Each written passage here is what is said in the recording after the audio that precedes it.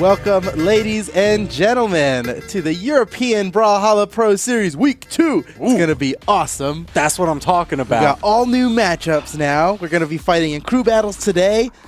2 days from now, we'll be seeing the same matchups in 2v2 rotations. Yep. We got crew battles today, and in case you don't know what a crew battle is, where have you been, right? But in case you don't know, we're going to tell you. Laid out for me. Basically a relay race of 1v1 battles. Each team has 3 players on each side, and you get to keep the stocks you had remaining at the end of your victory. Yep. So player 1 has 2 stocks left. Well, no matter what their damage on that stock is, they're going to have a fresh 2 stocks going into the next match. Heal them back to full, man. So it is a battle of control and comebacks. It's just comebacks all the time. You got to be clutch. After the first match, someone's basically always at a disadvantage. Sometimes it's not. Sometimes it evens up. We've been seeing that in the European side. Just kind of a ladder back and forth all the way down. It's been crazy. So, oof. So, all right. So this week's matchups. Bring out the matchups. Bring on the matchups. We've got the schedule for you. I just want to quickly go over and remind everybody where we are from last week, because last week was the first week for the European Pro Series. Let's do it. And we actually had yellow team versus blue, black versus purple, pink versus orange, and red versus white. How that ended up shaking out for the week was going down the crew battles, yellow versus blue team. Blue team taking it out, just squeaking by. It was so close. That match came down to the stock. last hit. Oh, man. It was last stock, last hit. It was a nail biter. Doesn't get any closer than that. That's what I'm talking about. And in a similar fashion, the purple versus black team went the way of purple team, but only the 1 stock difference. With an incredible comeback to boot. I mean, oh my. Hyson with the clutch play. Absolutely crazy. With 3 stocks against 5 of the black team. Even dropping one of his stocks, he SD'd by accident. Yeah. And it was a pretty fresh stock that he SD'd on, too. Absolutely. So almost clutch. almost 2 stocks to 5, and he won it. My goodness, Hyson really clutched it out for the purple team on that one. Oh, yeah. We'll see if he has to clutch it out again, or a lot of different things can happen. Yep. And then pink versus orange. This so in crew battles, orange team won with plenty of control. It wasn't a blowout, 7-9, but very, very close. It was the snowball effect that you saw the end coming. But then in 2v2, pink team got the best of them in a 2-0. So these both pink team and orange team are 1-1 in the series. Same deal with red versus white, where red in 1v1 went 9-5. This was very a crazy one-sided. matchup. Yeah, Absolutely crazy. Simple of the red team crushed the competition. 7 stocks against white. 7 he stocks took for 7 Simple. stocks out of 9. That's insane. That's crazy. That's actually Blue insane. didn't even have to play. But then in 2v2 rotation, the white team, the most supreme, I mean, what an upset. It was so incredible. Losing game 1 with Daiku and Pavelski. Then they had Effie in the wings, who had to play the next 2 matches, one with Daiku and one with Pavelski, and they won both of them. No one expected it because Effie's been gone for so long. Yeah. He hasn't competed in an official tournament in like over a year. He comes to this event and really just blew everybody's expectations out of the water. It was a really, really great match. So now we've got all new matchups here today. Let's take a look at what matchups we've got coming up. First up is going to be red versus orange, then into yellow versus purple, pink versus white, and black versus blue. So we haven't seen any of these teams fight each other yet in the Pro Series. Oh, man. But we're about to see it, and it's going to be very, very exciting. Remember, today's all 1v1 crew battles? All 1v1 crew battles. I'm excited. This is going to be absolutely crazy. So this is going to be starting off with the pink versus white. Is that our first matchup for today? It's actually red versus orange. Ooh, we had it orange. scheduled. We had it scheduled for pink versus white, but we actually swapped it up at the last minute due to player schedule stuff. So absolutely, all in red this time versus block. orange here today first, and these teams are. Man, all right. So red team, there's been a lot of talk about this team. You know, we always talk about like, okay, what is people's expected top placing team for the series? You know, back during the North American Pro Series, there was the black team that ended up there is a sealing number the 1 deal. seed. You know, that's just how That's how it works. Right. So a lot of people are looking at the EU region, who has been dominating the scene for quite some time now, and it's got to be Simple and Blue. Yep. And they've also picked up Viper, who is a ridiculous Brawlhalla player. Right. Absolutely crazy. Really just rounds out that team of 3. And everybody's looking at the red team like they are the ones to beat. Yeah, it's basically number 1, number 2, and number 3 of Europe all on the same team. You'd expect them to just blow everybody out. Right. But, oof. You know, it's 1-1 right now. Yeah. They did not get the win in doubles. With that in mind, I think they're going to be coming back with an extreme vengeance. They've got to have that fire going. The orange team needs to get ready because the red team is just going to do so much. Yeah, and I mean, so they're going to be going up against that orange team that's gotta like try and stave off this coming avalanche of red. It's Ariel, QS, and the Ninja 729. All of those players are capable of winning these matches, I believe.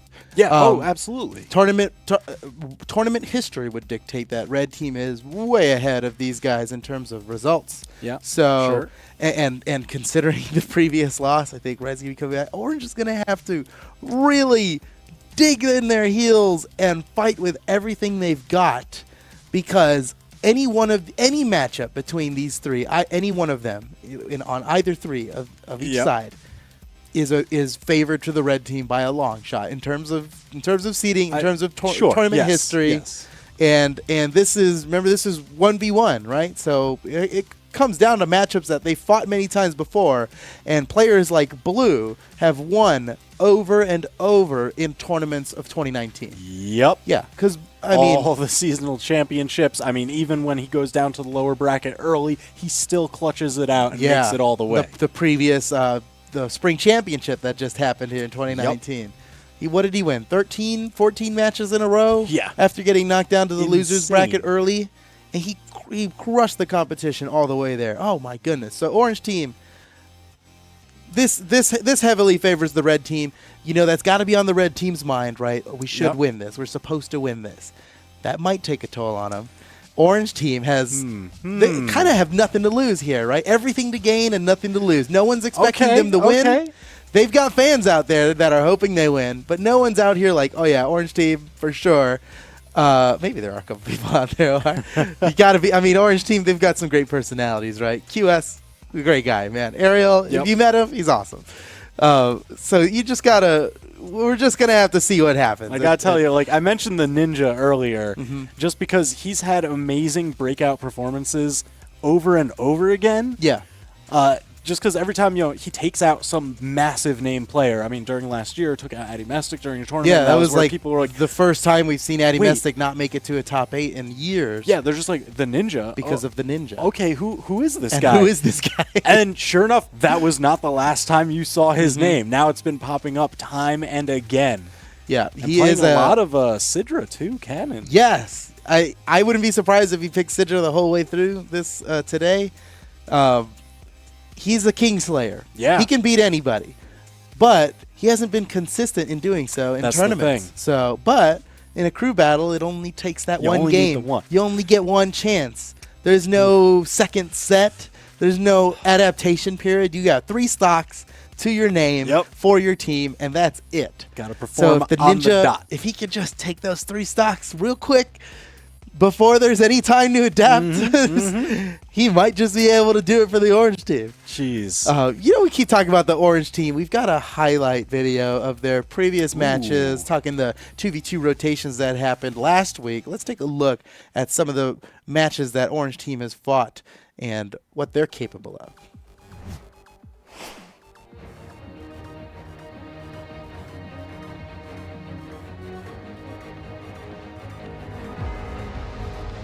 Fizz is still tell it like it is. QS going to get a huge combo off the side. Nearly get the shirt. Oh, Ariel's out. Oh man, it's all up to QS. And even though he still doesn't have a weapon to his name, and there goes QS the Ninja, not far behind. Bam! Opening again with the double KO. Like he just finds the hits. Oh, hard. So he didn't land a hit on him. I gotta tell you, Brent, she's got the high speed. Wasn't enough. Oh man, pink team is so far in the lead, and I don't know if Ninja's gonna be. All right, so looking pretty clean, I gotta say. All right, now I know we're all excited. We've been talking about the orange team, we've talked about the red team, but the red team's got stuff to show too. Yeah, like, yeah, no kidding. I want to see some of their action. I'm getting amped for their matches. I want to see what were their highlights from last week before we jump in. Let's take a look.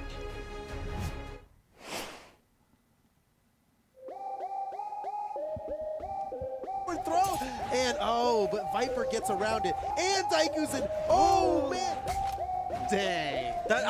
What else can you say? It was just clean. And Viper instead, Simple steals the weapon away. And Daiku remains unarmed. Oh, and Pavelski's back here. He's hanging on, but every time he tries, Pavelski just keeps getting. Could just put him over the top right now. Oh, there goes Pavelski, and now Daiku definitely handled this. Still hasn't touched the floor. Okay, there it is. Oh, Simple is down. The white team is up by 2 stocks. Effie could tell. Whoa, okay. In the lead, it's working great so far. Yeah, they're still looking pretty clean. Blue the most. No! He got the chase dodge. Daiku came in, gave him the hit. He tried to save him again. Perfect spacing. I can't believe it. He stepped back just far enough for the signature. And now, remember, Effie is extremely damaged here. Simple could just delete him immediately. He's looking incredibly clean. But now Effie and Pavelski definitely on the back foot. It's an insane turnaround. Look at this one. Oh, Blue even to the corner there, but he's back. He's fine. Effie double down there. Nice play by Effie. There it goes. The synergy is real. That's what I'm talking about. How's that going to help them in crew battles when they're fighting single matches? Well, there's a certain layer of strategy involved. Remember that the first pick in here is blind. Neither team knows who the other team's going to send out first. After that, the loser not only knows who's going to play, but they also get to see which legend they're going to play. So there's a huge variable of counter picking that happens in these crew battles. So it still takes the team to get it done. And with that in mind, let's take a look at the lobby and see which players these guys are going to send out first, because it is about time to get going. Man, all right. So I just want to remind you that it is 1-to-1 across the entire group here. For the 4 teams in Group A, it's 1-to-1. So who's going to be the actual team to jump out with the actual first lead for their group? Well, it looks like Viper for the red team and Ariel for the orange team. Ooh, so this was Viper also started first in week 1 in their week 1 match, which they performed extremely well. Yes. I wonder if it's the same strategy.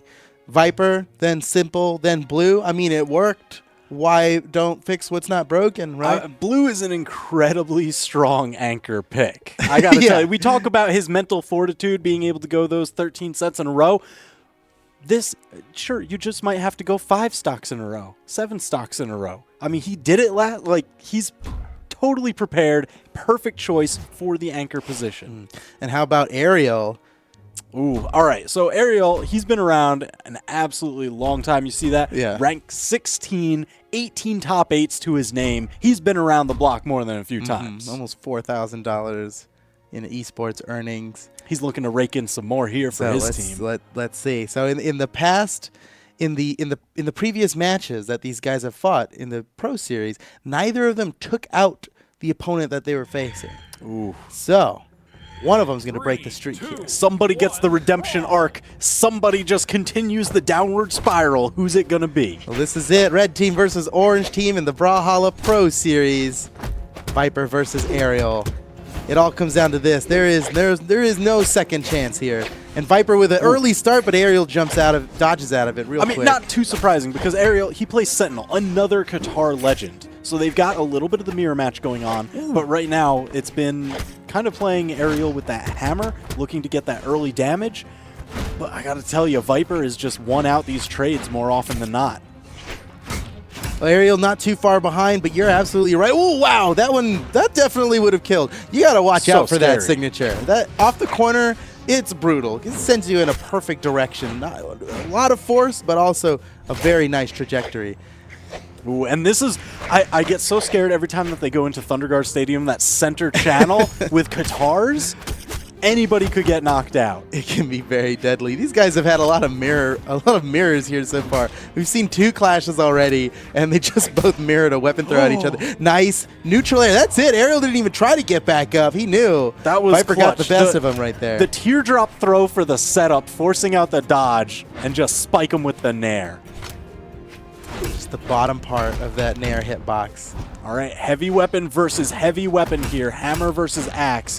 Viper looking to just extend this stock. Again, if you have any stocks remaining at the end of this crew battle match, it essentially gets healed back to full because you will continue on against your next opponent with those stocks. Right. Oh, nice ledge dash cancel by Viper. Got him the side light, and he's still extending it into more damage, but Aerial responds. Can he get the edge guard on Viper here? No, he's just going to let him get back up in favor of getting a weapon. Maybe a smart play. Nice with the side air. Worked out. Worked out for Aerial because he could have just done that unarmed on his way back. Viper still had plenty of recovery options. Ooh. Again, just Viper is catching Aerial's dodges he's so fighting often. He's just punching him. There's a weapon there. He doesn't even care. It's all right. He'll take the Katars. He's got him now. He won the last Qatar mirror here in this matchup. Ground pound misses. Aerial in trouble. He's in red health here. Viper's barely been touched on this stock. Aerial's got some ground to make up for right now.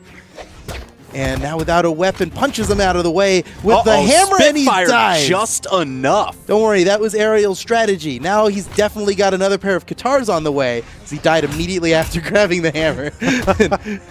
I mean, you know, that can help out, but this is crew battles. You got to hold on to every single every stock stock. is so important. Aerial's got to get an early KO here to have any hope of winning the match here. He definitely can't let Viper take it with 2 stocks remaining, right? Oh, absolutely not. So those... You've got to find your way. You've got to buckle down, get those hits. Now, Sentinel, he has the defense to make this work. It is one of the tankier legends, but Viper just will not let him land. So many anti-air hits, and Aerial is chipped into the orange. Man, he's basically brought him to the same health that he's at, which is dangerous considering he's got an entire extra stock. Aerial could be in trouble here. Looking for the finisher. Can he get the side air like he did last time? Nice combo by Viper. Almost finishes it off, but Aerial sneaks out. Now both players are in red. Whoa! Oh, it didn't get him that time. It worked once before in this match. I mean, he's looking for it because if you catch somebody over the edge, it spikes them a little bit. But now Aerial in danger of being spiked. He gets Qatar Slap, just bounces off the corner. Aerial needs to get a KO in before he goes down. If he leaves Viper with 2 stocks, he's going to heal all that health back up on this stock going into the next match. All right, we've got the hammer. It's the big hits. He dodges through. Viper's ground pound just missing Aerial. Oh, so close. Searching for the big hit. What's it going to be? He's got no jumps. Oh, just dodged the ground pound. Is it enough? Yes, with the weapon follow-up. Aerial has tied up the stocks, and though he is very far behind and may just lose this, did a huge thing for his team there by getting that final stock, because the worst you can do in a win is to have just 1 stock remaining, right? So at least he's brought it to this. Set up his team for success at least a little bit, even if they are going to be behind. But look at this. He's still working on the comeback. Never mind, Viper. All the way across the stage. Man, you know Sentinel was like trying to grab onto something, but Thunderguard's floor is just too smooth. You just skid right off of it. Oh, boy. All right. Viper comes out on top. Only 1 stock remaining. That's the least amount of stocks you can have remaining. He's still in the positive right now. But remember, if he loses this next stock, he still has to take another stock to go positive. Right. He's just 3.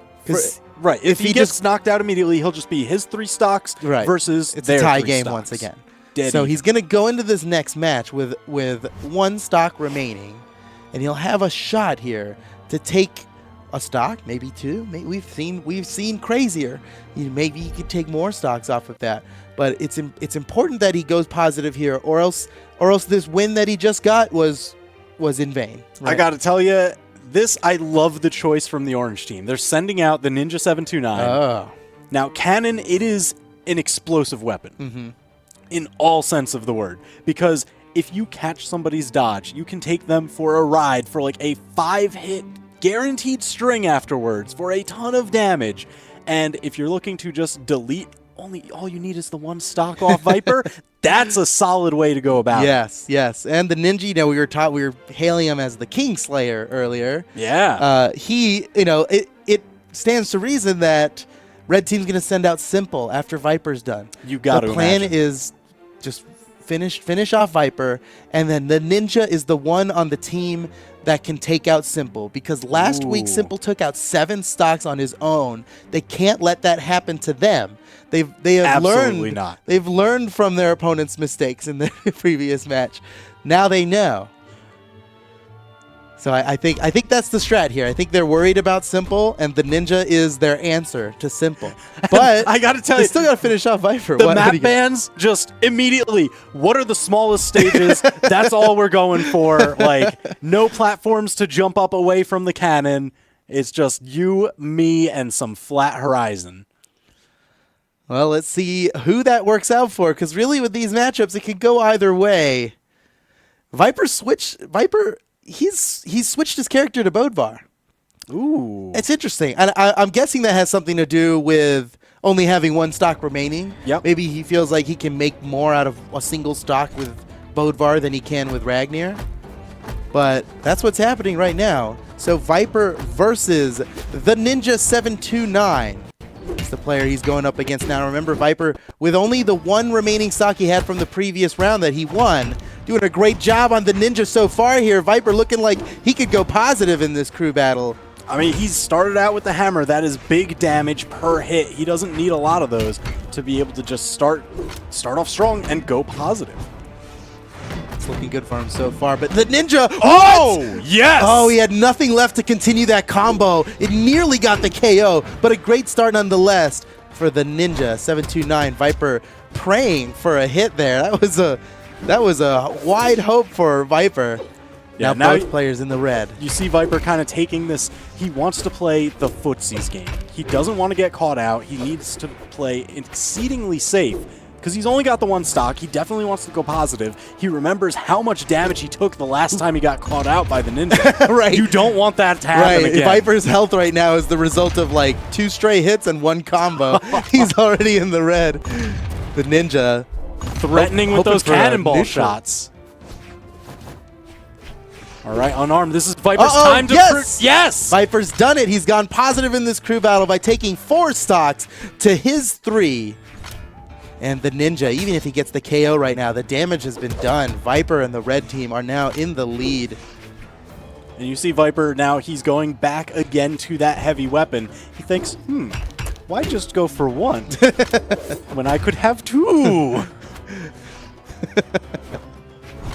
It's still a long road ahead, but man, every single hit, he's doing this kind of drive-by approach, you know, just swing by, running, get the single hit, just edge to edge, don't get caught out by any of the big setups or strings. Get your hurt box out of there real quick. So Ninja doesn't have a chance to punish. Off the side, Ninja might be able to get the kill right here. The weapon throw gets a nice start. He goes for the second one. We see the Ninja go for that weapon throw very often, just over the corner. Yep. And it's worked out for him a lot in the past, better with the cannon than it is with the sword. And oh my goodness, Viper is still alive. Look how deep his red is. I mean, he's approaching that barbecue sauce color. That barbecue sauce.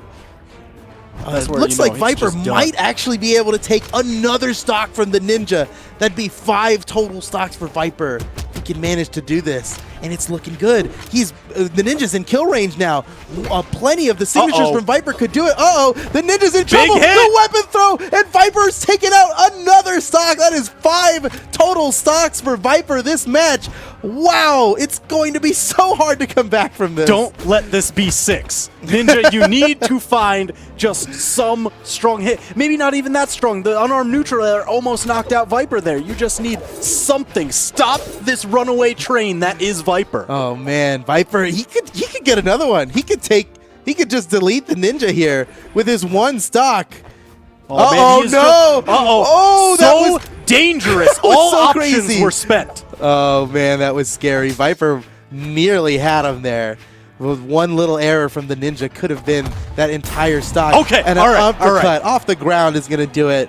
But, oh man, Viper really laid into him. Yikes. Now the orange team has a mere 4 stocks remaining. Man, all right, so that's kind of brutal. Viper managing to go +2, taking out 5 stocks for himself. That's insane. Brutal. And, oh, look at this. They're not even sending out whatever strategy they had is out the window because Blue's coming out next. He's like, guys, I didn't get to play last week.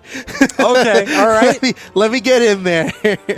Going up against the Ninja now. He's just got to take 1 stock off of the Ninja, and then he'll have 3 of QS to deal with after if he manages to take out the Ninja here. Looking pretty good for the red team, but maybe the Ninja and QS can clutch it out in these last few moments here and win it for the orange team. It's a tall order. Man, that is an understatement, I got to tell you. Just because we saw what kind of damage was done by the Ninja immediately early on. If he was able to get another one of those strings, that would have stopped Viper's train immediately. So Blue knows the danger. He's identified. He wants to just barrel right through the Ninja. Don't give him time to set up. Now, interesting that Blue, he locked in with the Suri here, despite his most played legend being Koji.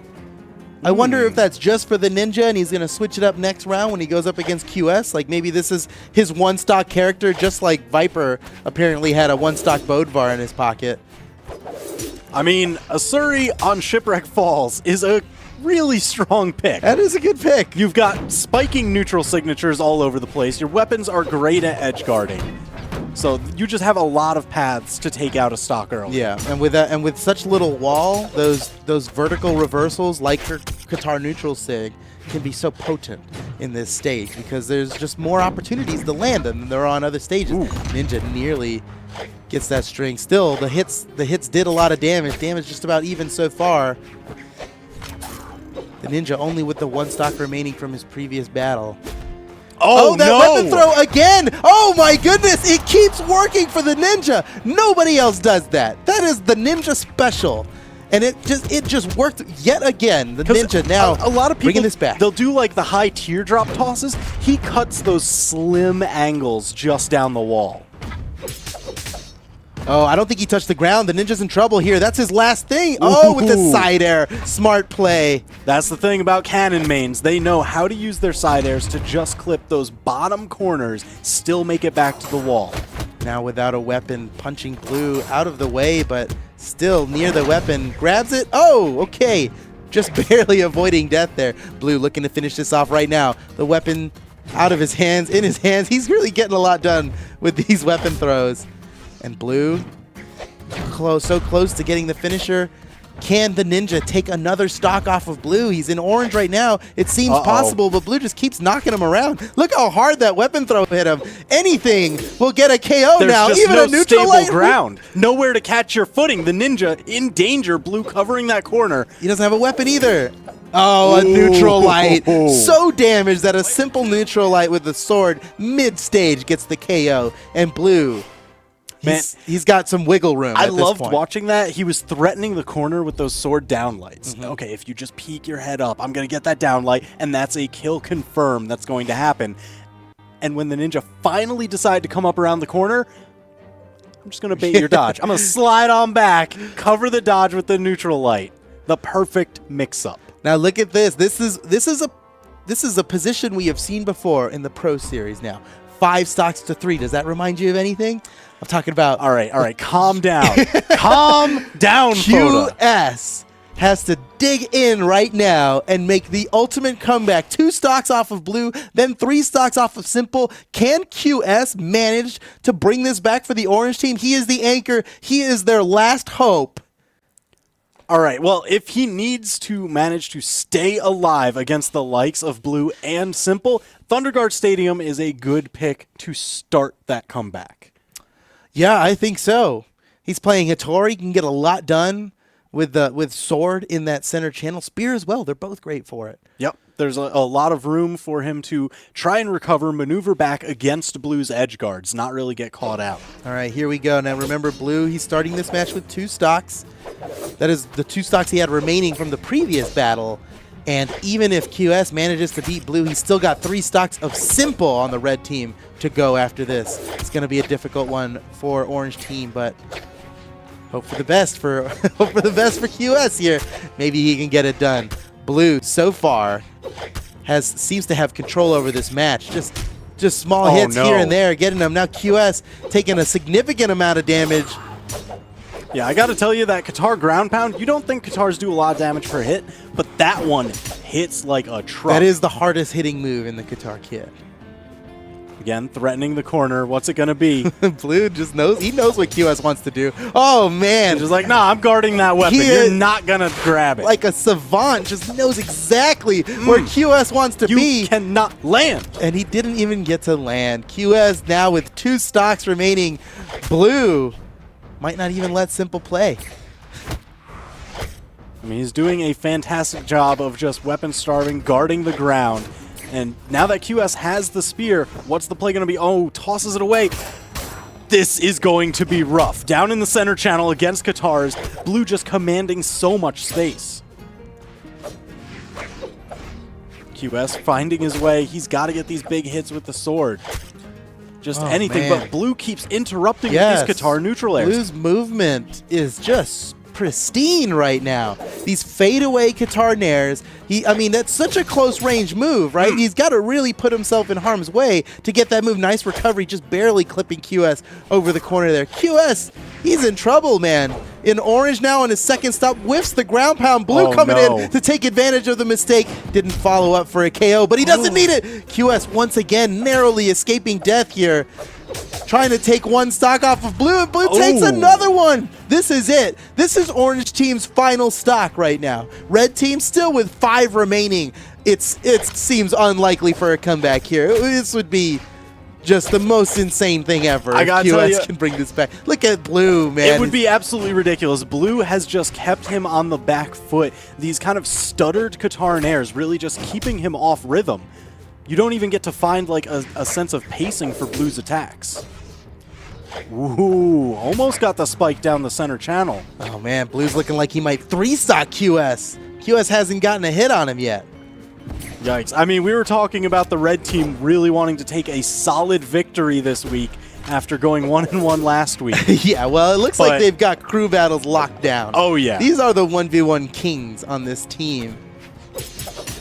Oh, QS, yes, not getting 3-stocked. There is a certain moral victory in that. But look, he's in deep orange. He's in red. He has to defeat the moral victory. Well, that's it. You want the actual victory, but it's going the way of Blue this time. The actual victory goes to Red Team with a commanding lead. 4 stocks remaining for the Red Team in this battle.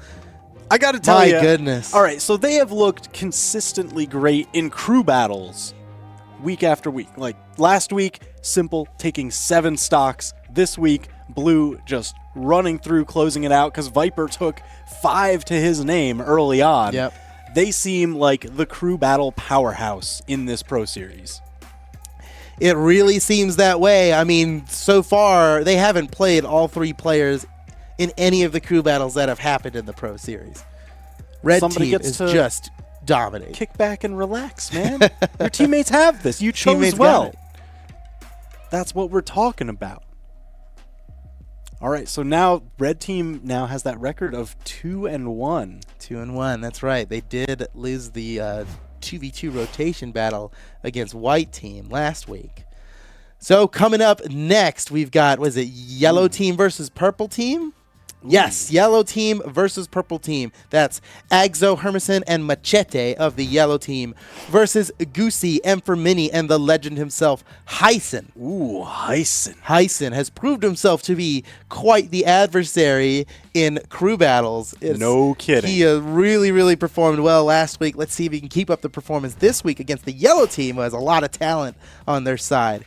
So I wonder, are you expecting to see Hyson in that anchor position again? Yes, definitely.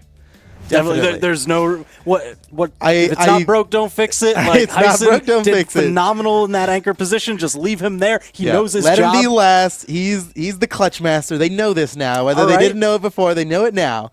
And between Goosey and Mini, I don't know who they're going to send out first. But Hyson in the anchor seems like a given. Now you could imagine that maybe their thinking is, dude, get us an early lead. You're the man to do the job, right? And that there is a certain comfort in having an early lead, and it's easier to push your momentum than it is to reverse it. So maybe that's their strategy. So but I think have him in the anchor position. Okay, who better than Heisen, who's already proven himself so much. For the yellow team, I don't know what they sent out Hermison first in week 1. Maybe they'll lead with that again. I mean, they lost their crew battle last week, but it was so close. I'm not sure that their strategy really needs to be changed. It just comes down to the matchups and how they fight them. Right. I mean, that's such a big thing. I always love just saying the name Machete. So I really would just want him to come out first, so that way we're guaranteed, like, even if there's like a blowout down the line, we still got to say and Machete. Everybody gets to chill, and somebody just 9 stocks like a beast. We still get to say Machete. That's what I'm talking about. All right, but he's also got his teammates Agzo and Hermison. Now, they've been insanely long-time players. Hermison, for a while, just an absolutely dominant force in the EU scene.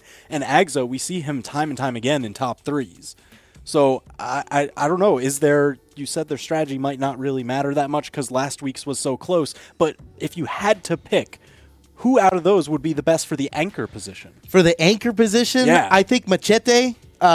He just won the major online tournament that happened this past weekend. Yep. So he is like, he's hot right now, right? He is on top. I understand. He took out almost everybody in this Pro Series in the 1v1 tournament just this past weekend. That's true. Except for Blue, who was not in that tournament. Was chilling. Right? He was practicing for Pro Series. But so Machete, I mean, I think he's ready to take these guys out.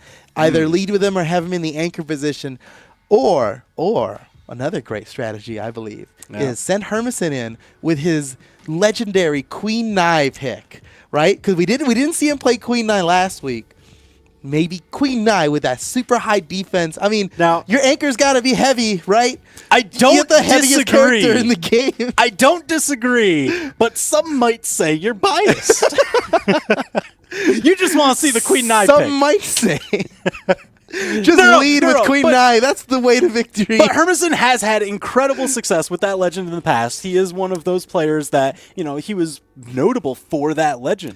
Because she is one of the slower legends, but very slow. Quite a tank. A tank and a beefcake, right? She has the highest defense of any character and one of the highest strengths of any character. At the cost of low speed and low dexterity, Hermison, it never seemed like it mattered. Those penalties, those speed penalties, hardly affected Hermison. He had a very unique play style with Queen Nai that involved a lot of weapon throwing. With Katars, the smallest hitbox weapon in the game, it was crazy what he was able to do with Queen Nai. Maybe the unfamiliarity of that matchup lent to his success, and there's no reason that can't work right now. Hermison's Queen Nai maybe is the key. You're right. I'm biased. Man. I want to see the Queen Nai. You're biased. You want to see the Queen Nai. I mean, do we have any clips for the yellow team here? See some of their highlights from the previous week? That's right. Let's check out the yellow team and their highlights from last week's 2v2 battles. Rocket. We're going.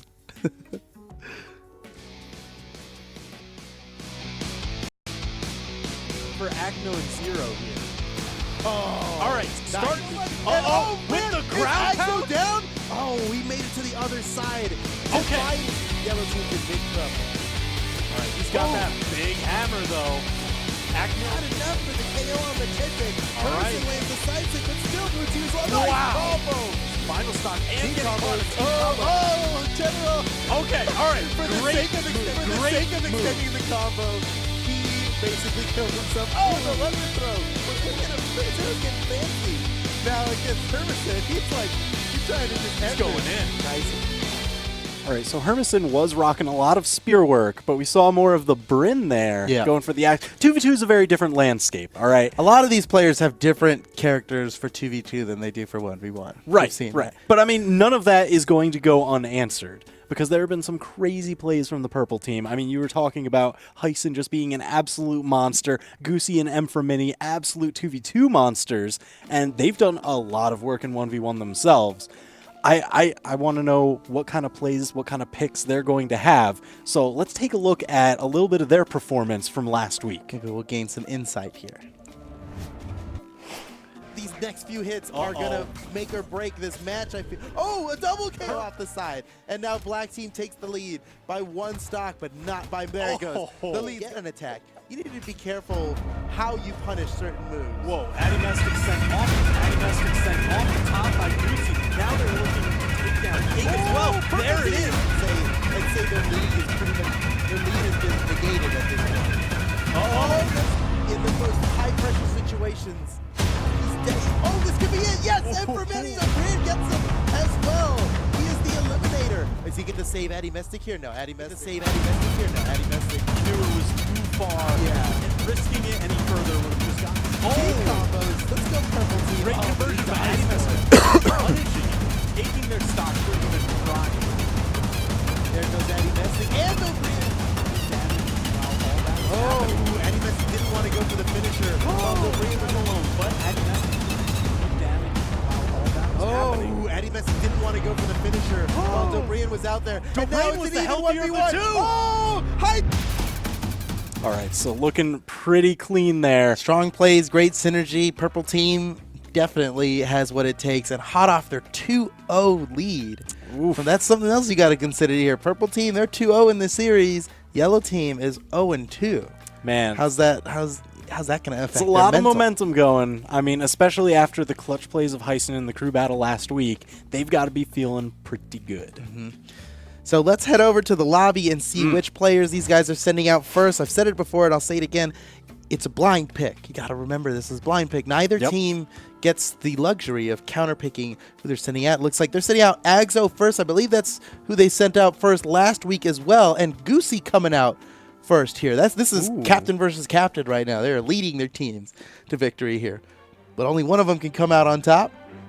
I mean, that's what you want to see. You want that captain on the front lines leading the charge. That's right. Not just back there He's ordering the troops around. Follow the leader that actually leads. All right, let's see who they're going to be locking in with. Agzo, I mean, I'd be surprised if he picked anything but Bodvar. That's the classic. And then Goosey of the red. Oh, wait. These are both Bodvars, aren't they? Goosey's been like, switching around a little bit. Yeah. Well, I mean, all right. So I feel like everybody, especially in the earlier crews, has at least a pocket Bodvar if they didn't main Bodvar at some time in the past.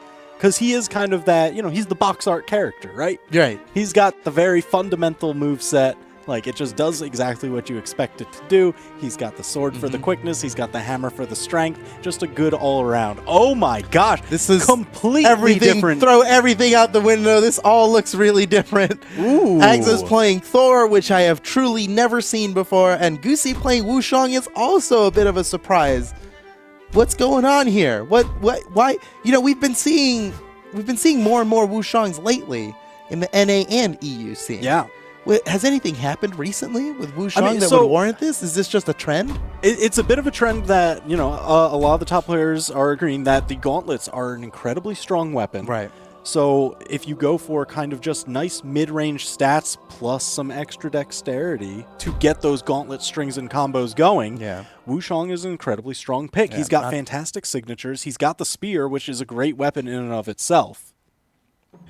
But Agzo with this Thor, he even took the defense stance. He knows the game. This is crew battles. You need to hold on to every single stock. Goosey so far with a small lead. Agzo answering back. He's got the orb now. Really don't know what's in store with Agzo's orb. I don't think Goosey does either. I gotta tell you, it's a really interesting pick from Agzo here. The spear range isn't as meaningful against somebody like Thor, who has these long-reaching, both the orb and the hammer, as well as some of the signatures. I mean, he'll just toss those things at you. Ooh, Goosey trying to find some big signature hits. He wants to make up this damage. That spear combo is going to make him half the distance back, but Agzo again just shoving him off stage. Oh, attacked in the wrong direction. Agzo takes advantage. Now, nearly gets the down air. Goosey manages to avoid it and punish. Goosey in the red now. Agzo might be in position to knock this stock out real quick. weapons being thrown in. Now Goosey is unarmed. Agzo with a bit of an advantage here. Can he get a stock? Yes! Agzo presses his advantage at just the right time. Looks like, what's he going to keep? He's going with the orb. I mean, that's where the bulk of the damage came from. He really just switched over to the hammer to secure that KO, because the orb attacks, they don't have as much force behind them. They're not going to KO quite as early. You usually have to hunt for the signatures, and that's exactly what Goosey's doing as well, just hunting for these signatures. It got him in trouble before, but oh, wow. I can't believe he's still alive. Goosey, he landed that signature way on the other side of the map. That's about as far as you can travel, landing that signature on the ground. Yeah, and had a lot to cover. Agzo survived. So with this second chance at life here, let's see what kind of damage Agzo can bring out. Goosey nearly gets the KO there with the uppercut. Now without a weapon once again. Last time Agzo fought Goosey unarmed with the hammer, he got so much damage off and a KO. Right now, got a little bit of damage on Goosey while he had no weapon. And still pressing this lead. Agzo so damaged with 3 stocks remaining. Goosey just can't find this finishing move onto Agzo. He's trying to stay mobile. I mean, tossing a ton of signatures is what got him caught out and got the first KO. This could be it. Oh, that's a rare miss. Oh, no. The downlight cider combo. That's a true combo. Goosey cleans it up. But, oh, man, that little mistake could have costed him a lot there. Yeah, it actually breaks at later health ranges. Okay. Once you hit, like, that barbecue color, the downlight starts sending them He was so damaged that it wasn't a true combo anymore. Yeah, that's why you want those efficient kills. But Agzo has done a phenomenal job just holding on to his stocks, really extending them. And that's why Goosey is deep in the red on his second stock here. All right, Goosey. He's in a bit of trouble here, but he can definitely bring it back. Good start. Not dropping that combo now that he's lower health. Off the side, Agzo in a huge advantage right here. Oh, luckily Goosey gets over the corner before getting hit by that downer. Otherwise, it definitely would have been another stock for Agzo. Agzo again hunting with this hammer. He's just building that damage lead. He spread it so wide. Now he's only in the yellow, almost orange, with a stock lead to his name. Pretty big stock lead here too. Right, Agzo only in yellow right now. So the question has to be, can Goosey take a stock off of Agzo before being brought into the red? Yeah, that's important. And this could be it. Oh no! Reverse! What? Goosey is down! What? Agzo, what a huge turnaround for the yellow team, and that's an important KO right there. Yeah. Because when we're later on down this line and we're looking at a really close match, you got to remember, remember that stock Goosey robbed? I mean, Agzo robbed from Goosey? Yep. Wow, what a play. That was absolutely crazy. You've got to be so careful about spending your options, how many jumps, your recovery, your dodge off stage, because something like a hammer ground pound could just come from above and end it all. The advantage shifted wildly there with Goosey putting on pressure with gauntlets that looked like was going to be an early KO for Goosey. Yeah. Ended up being reversed into an early death for Goosey. And that's crazy. And that's just that's the offstage stuff that can happen with hammer because it has a strong vertical reversal. You got to be careful about that stuff. I'll tell you, when I was watching the replay on the other monitor right there, I noticed Agzo had spent all of his options. He only had the recovery and the dodge left, and he actually dipped down to land the recovery. He kind of bet the farm. He bet big on that recovery landing. Oh my goodness, I didn't even realize. That's a huge bet. Boy, did it pay off. What a risk. My goodness, Agzo. He knows when to hold him. He knows when to fold him. All right, M for Mini now coming out for the purple team. That leaves Hyson once again as the anchor. They know the strategy. Yep. They know the strategy. Agzo up by 2 stocks right now. Or yellow team up by 2 stocks. We'll be going into this match with Agzo only having 2 stocks remaining because that's what he had remaining from the previous battle he just won against Goosey. And for Mini has got some stocks to make up for here. All right, so how far can Agzo push this advantage? He's got 2 stocks to do it. If he takes 1, he goes positive, but he's looking for more. All right, so M for Mini is actually playing Azoth here. Which it's a little unusual, but I've definitely seen him play this character before. Yep, he likes Axe. There's a ton of Axe in the EU region, and for many, definitely one of the staple Axe players. We see he usually ends up playing the Bryn, but here we've got Azoth, a lot more strength to his name. Some of those signatures hit way harder than Bryns do, albeit a little bit slower to start. A little bit slower. The Axe down sig, though. Ooh. That one comes out pretty fast, so he can mix it up. And Agzo might get a super early KO. Oh, perfect punish! He knew exactly where the Axe recovery was going to end up. He waited for the hitboxes to be gone, and he got the ground pound in perfect time. What a great play by Agzo. I can't believe it. He's pushed this advantage so far now. He's gone positive. And he still has 2 stocks remaining. He could do more. He might be able to take Mfremini out before he even goes, take out 2 entire players before losing his turn. Be huge for the yellow team, who went 0-2 last week. I gotta tell you, like, Agzo just playing with these Thor signatures looks so good, and they hit like a truck, and that's how he just stole that stock like 30 seconds in. Absolutely crazy. Uh-oh, okay. Nice. All right, Mfremini, Signs of Life, getting the anti-air, getting a ton of damage on. He is close to getting a KO here, but Agzo continues avoiding the killing blows. Mfremini without a weapon. Looks like he was waiting for the slide kick, but Agzo didn't mantle over the corner there to give it to him. Agzo threatening the high without a dodge! Mfremini is in trouble, and another stock for Agzo! My goodness! I gotta tell you, it's that wait and bait. Let them spend their options, hit the hammer recovery, follow up with the ground pound. It's a formula that just works. Holy cow, Agzo is getting work done for the yellow team. What a way to lead your team to victory here. Giving them a huge lead to start off, and it's still going. Agzo looking so incredibly strong. Mfremini able to take down his stock, start chipping away at this lead that Agzo has built.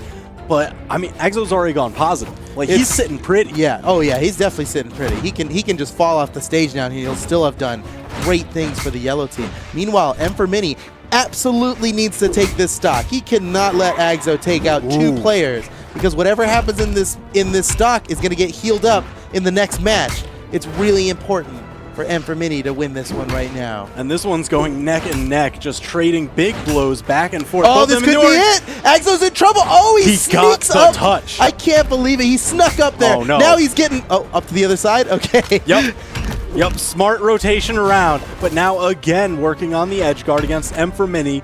Yep, punish the dodge with the hammer recovery. With nothing left. We've seen it before. Rewind, replay, bring it back to the store. That's what I'm talking about. Agzo just pushing this advantage so far. Look at this early stock Agzo gets. Perfect ground pound.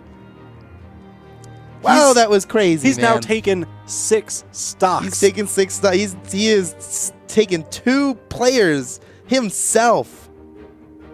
That's a rare thing in a crew battle. With a mere 3 stocks, taking out double that. And it could be more. But wait! Now is the time! We were talking about the Hyson anchor, the absolute clutch factor. He took 5 stocks last week. He's got to take a few more this time around. Now. He's got to take 7 on his own. Ooh. We talk about Hyson being the clutch master. Well, now we're putting it to the test. Hyson somehow has to take out 7 stocks from the yellow team all by himself. This is a tall order, man. I mean, it's gonna be tough, but think about it. If he's gonna come into this match, Agzo only has 1 stock. He takes the stock out without losing any. Then he heals that stock back up. It's like he didn't even use any of his resources, right? And then he's just got to take out 2 players. He's all right. I mean, all right. it's so step 1. It's a lot. Take out this stock without losing your own. That is the goal right here. That is your short term. You know, take it 1 match at a time. If Agzo can even just take 1 stock off of Hyson here, he sets his team up for certain victory. Almost certain. You can never be you never be certain here, especially with Hyson on the field. All right, and now we're going to Miami Dome. This makes me pretty nervous for Hyson, not gonna lie, because you only have 1 way to recover. You are guaranteed to still be recovering on the side that you get knocked on because it has that center scaffolding, the spire underneath the stage. Yeah, good point. We're on Miami Dome here. So if Agzo gets some of those hammer plays... Oh, Hyson with an early start. Agzo hunting with the orb. That's where a lot of his early damage always came from. Hyson needs to be exceedingly careful. He's got Diana. She has amazing signatures. Can the spike perfect down air. One more. Oh, Agzo sneaks by it. Back to neutral now. Agzo. He's keeping up with the damage here. Hyson. It's an even game. Dodge punish. Oh, this could be it for Hyson. One side air in the right spot, a down air, a ground pound. Agzo sneaks by all those options and gets another KO. Agzo, can you believe it? Such amazing play. Oh, man. That is Agzo. 7 stocks for Agzo. 7 stocks for Agzo. Jeez. That's pretty crazy. What an opener. All right, so Hyson, I mean, he's got to staunch the blood flow here. He needs to put a stop to Agzo. If he only has 1 stock left to... Another one! Are you kidding me? It could happen. Agzo with 8 stocks right now is just 1 stock away from defeating an entire team himself, something we've only seen once in the Pro Series. And, he's so close to getting it. It's that extra defense. What a smart choice. It's a matter of pride at this point. He'll be disappointed if he doesn't get this final stock here. Even though he's done so much for the yellow team, they might not even have to play. Oh, man, off the side, Hyson might just stuff this perfect game for Agzo. Ooh, great defense. That hammer neutral air as you're returning back to the wall just denies so many ground pounds. Okay. No perfect game for Agzo, but my goodness, he's taken out 8 stocks by himself. Can you believe it? That is ridiculous. We were talking about Simple taking 7 stocks last week. This bests the record. He is now the crew battle stock record holder for the EU region. Yeah. Like, absolutely crazy. Oh, man. All right. Now, they're sending out Machete next. Machete just won the most recent online Machete. Finally, you gotta rub a little bit of extra on there. Machete. Now all the E's in his name come before the T, right? So it's really like Machete. Yeah, that's right. That's right. Machete. Let him hear it. Let him hear it. All right. Well. Oh my goodness, Hyson's got some work to do here. He has just 1 stock remaining versus 6. If he goes 1 for 6, I'm just gonna that's throw the my clutch. headset. That's gonna be the end of the broadcast. We're knocking over the camera. Just close it up for the day. Pro Series I'm over. done. Oh man, I mean, Hyson, if anybody's gonna do it in Europe, it's Hyson. But wow, we talk about tall orders here often, right? This is a tall order. This is an unreasonable ask of any human. Listen, all right. So we've seen 3 stocks happen before. You just need to get 2 of those in a row against some of the best players in the world. It's simple. It's so easy. Why don't you just do that every time? Just do that, yeah. He has to basically not get hit. All right. Against the previous tournament, the most recent tournament winner. Yikes. All right. Well, let's see if he can do it. Machete versus Hyson. Hyson, with just a single stock remaining from the previous battle, has a lot to... he's starting quick! Hyson! Really? Oh! But so another close. ground Again? pound. Oh, my goodness. Hyson... Wow, he almost started this with the strongest possible start. I was ready for it. I was ready for it. Oh my gosh. Really a beautiful start for Hyson, despite not getting the finisher there, still huge. We just need to see more of those. I mean, he's already got a massive damage lead built for himself here. But you need that stock lead, and there we go. It begins. This is where Hyson lives. He lives in the clutch. He breathes clutch. He eats clutch for breakfast. He performs well when all the odds are stacked against him. Can he possibly do this? I mean, can you imagine? It's going to take some crazy strings. He needs to rob at least a few stocks here. Bow ground pound certainly can do it, and Hyson's bow down airs always perfect sniping. Yeah, his accuracy with the down airs is just incredible. Oh, man, but Machete has just built up so much damage onto Hyson. He's already in the KO percent. He's wearing him down. One more hit will do it. This could be it. No, Hyson's still alive on his last breath right now. Machete going for the killing blow for victory for the yellow team. Hyson out here fighting for his life. This could be it. And Machete has done it. The yellow team wins 1v1 crew battles against the purple team. Closed out by Machete, but my gosh, Agzo, the MVP of the set. Oh, the MVP of the series, Opening man. up with 8 stocks. That was so crazy. Look at all these. This is the Agzo highlight reel we're about to watch here. It's just so many amazing plays by Agzo. Oh, this is the crazy reversal. Yep. Just catches him right as he's going over the corner just enough. Man, oh man. Man, Heisey came out with that first stock and it looked like, oh. He was looking great. He's on his way. This is exactly what he needs. But Agzo had other plans. The deep edge guard. Man, oh man. Agzo again. That recovery into ground pound, even if the ground pound doesn't hit, it scares them far enough away from the wall. Oh, yeah. Yeah, because you don't want to get hit by that.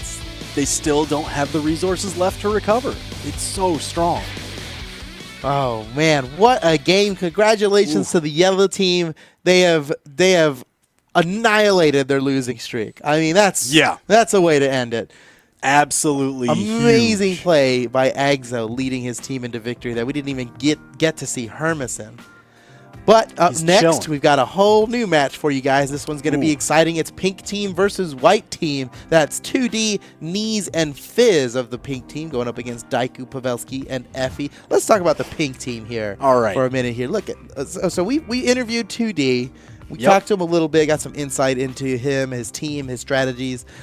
They had some pretty wild picks for 2v2. They brought out a couple Zulls in there. And white team, they have Effie, apparently the secret weapon, man. He's been gone for so long. Coming out of retirement. He played extremely well last week. Crew battles could be a different story. Pavelski definitely very strong in 1v1. Daiku, a history player, as much experience as you can ask for. Some 7,000 hours played in Brawlhalla. Jeez. Seriously, Daiku has about 7,000 hours played in Brawlhalla. That's a real fact. Occasionally, he'll post screenshots of his hour count, like just through the Steam menu, and it just keeps climbing. So he's got experience. That's going to serve them well here. Can they take out 2D, Knees, and Fizz? We got to see them play last week in 2v2 rotations. We have some highlights for you here. These guys, they're a bit of an odd bunch, right? Todi was even talking about it. They've not really teamed together in any 2v2 tournaments.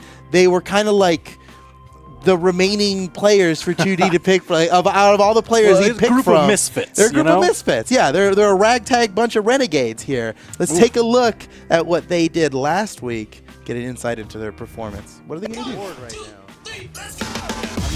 Everybody is ready to get knocked out. There's the first one. US going down.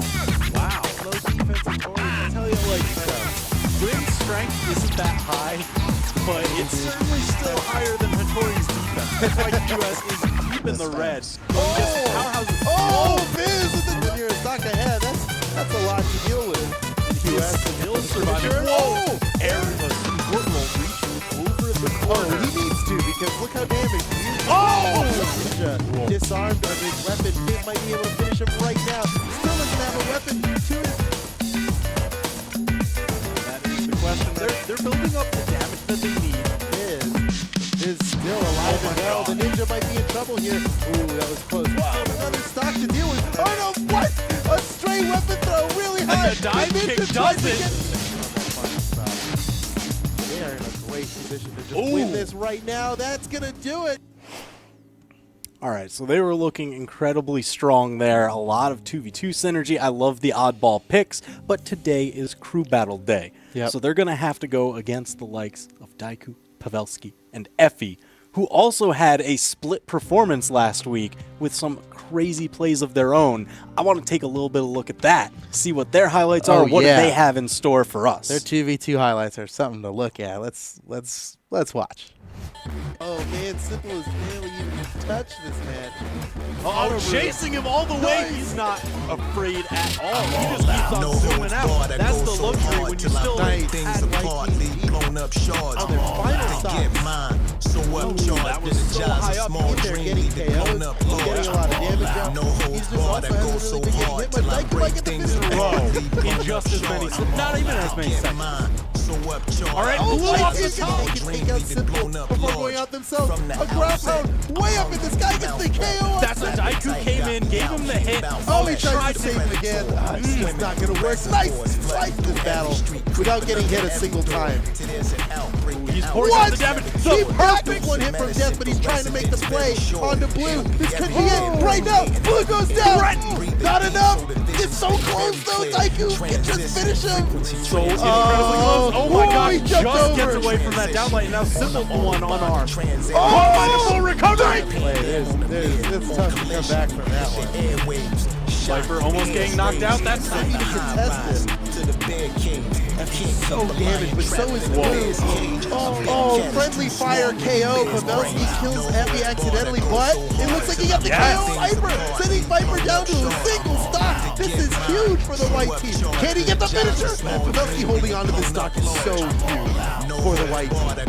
Effie, Mike, it's so close. Effie looking for the neutral signature there. Viper's not going to fall for big hits on Blue. It's all up to Viper now. White team so close to victory against the red team. Can they do this? Effie looking for the finisher. Oh, Viper nearly recovered, and that's it. The synergy, man. The synergy and the clutch plays. Daiku with that incredible 1v2. Oof.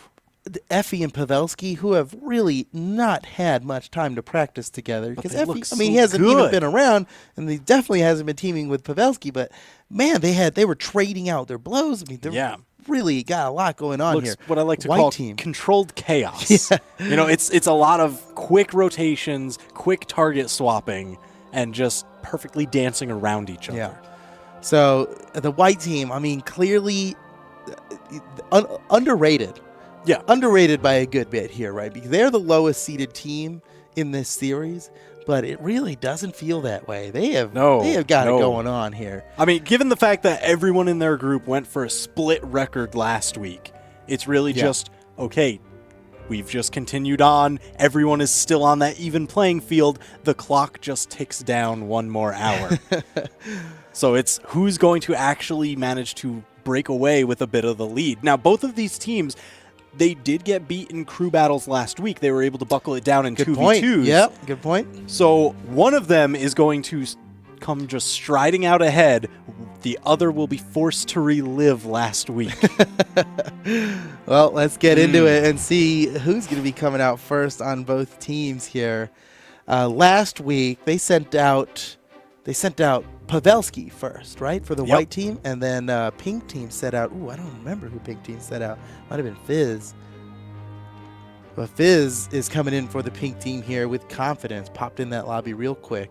White team, who are they going to be sending out? It may look like they're answering with who Fizz, with sending out Fizz, but it's blind pick. They submit their picks to the admins in the background.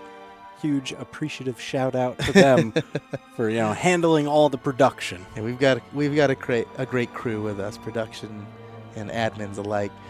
Pavelski coming out for the white team. It's the same thing they did in week 1. Maybe they're sticking with the same plan. It was Pavelski, then Daiku, then Effie. I wouldn't be surprised if they stuck with that. It seemed to work real well for them. Yep, this is a little bit of a change-up because pink team actually sent out Knees first. Oh, and Fizz last, right? So Fizz... Fizz was in the middle, and then 2D was their anchor. Okay, so they are switching it up right now for reasons we cannot fathom. We don't know what's going through their heads. I wish we could find out. They're just switching it up a little bit here. They couldn't have known Pavelski was coming out first, although they might have expected that they'd do the same strategy as last week. Yep. But here we go, ladies and gentlemen. Pink team versus white team in the European Brawlhalla Pro Series. It's Fizz versus Pavelski opening up for both teams. All right, so it's a werewolf with a scythe versus dragon with some blades on his hands. That's the kind of battle we're talking about. It's ice versus fire. Dogs and dragons. It's D&D, right? That's what. Yeah. I mean, this is quite literally House Stark versus the Targaryens right now, which we may end up seeing in the future. Who knows? It's fire, it's ice, it's all that we're talking about. And Pavelski winning out the damage war, pushing Fizz into the orange. Yeah, so far it's been looking like he has control of this battle, but Fizz, once he gets Pavelski opened up just the right way, he can really get going with a lot of damage here. But so far, unsuccessful in getting any of the dodge reads against Pavelski. Pavelski doing a great job of varying the ways that he exits hit stun. He dodged down that time. He keeps switching it up, and Fizz just can't keep up here. Once again, Pavelski is escaping so many potential dodge reads from Fizz, and any one of those dodge reads, if they land, could deal an insane amount of damage and maybe just result in an instant KO. Oh, yeah. So huge shout-outs to him for actually managing to change up his dodge directions, but now he's got to be able to land Fizz again, just getting so much damage onto him. Tossed off the top, just the perfect place signature. That's crazy, because Fizz, without Fizz landing any of his dodge reach strings, he still won neutral so many times that he took the first stock. Yeah. He had to win neutral 2-3 times as much as he would normally have to if he got a dodge read. Pavelski looking like he might get the stock here. That bounced him off the wall, saying, you thought I was going to spike you. No, you dodged that fine, but dodge this. Wham! And it was enough to get the KO because of how many recovery options Fizz had left. The stocks evened up right now, stocks and damage between Pavelski and Fizz. Punishes that neutral. Ooh, nice dodge read there. Damage. You rarely see a double gravity cancel down light from Katars. That is unusual from Katars. It was slick. Okay, Fizz response to Pavelski there. Pavelski's pretty good lead here. He might be able to finish the stock off quick. Ooh! That was just spot dodging, not getting caught by the signature. All right, Fizz looking for his way back onto stage, knocks Fizz upwards. A lot of damage on the field. Pavelski looking for what is going to be the big hit, but Fizz sending him off stage, getting finally some of these scythe strings. Yeah, once again, Pavelski in control for most of the stock, and then Fizz just brings it back at the last minute again. Whoa. He's got nothing else. He would have uppercutted again if he could have. Nice! Jeez. The gravity cancel neutral say after the slide kick, that is the highest knockback option out of the slide kick there. And he chose to do that at the right time. There's a lot of different options out of slide kick there. All of them have their own places to be used. Yep. Fizz knows exactly when to use them. Now Pavelski needs to even these stocks up quick here. Have any hope of winning this battle? It's just barely walking away from the hitboxes on that side signature. That's the foot. That's you know the range. Yeah, he is familiar with the range. But man, this match has just been so back and forth. Anytime that somebody takes a stock, it's immediately returned. The revenge comes out, and damage stays even across the board. Well, with just one stock remaining on both players, it's going to have to end here. Someone, they can't bring it back after this one. Both players in orange now. My goodness, it's such an even match. Uh-oh, Fizz in a good position here. Oh, man, Pavelski gets the recovery and just in time. Sometimes you just have to fight your way back onto stage. Yeah. They're looking for the edge guard. They want you to spend your options.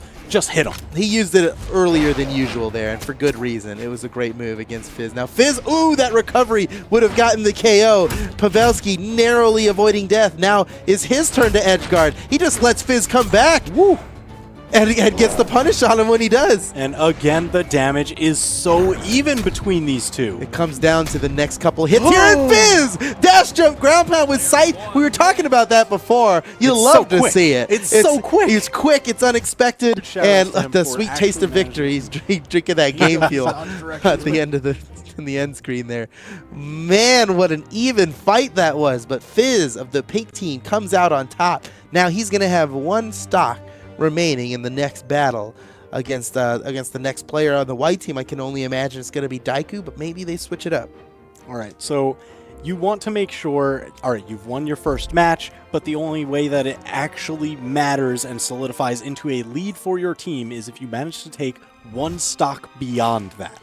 Right. You got to go positive for it to have been worth anything, right? I mean, it's good to go even.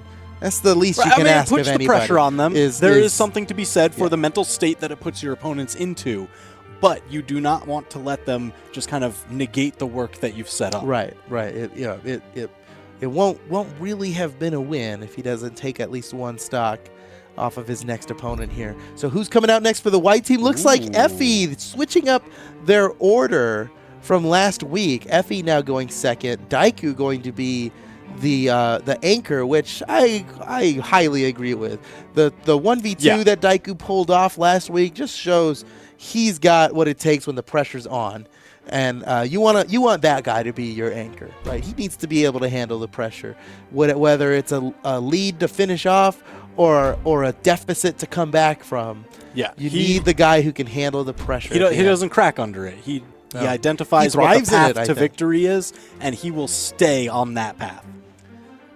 So it's up to Effie now to take this stock off of Fizz without losing anything. If he can manage to do that, they'll just be evened up, and Fizz winning the last match will not have mattered.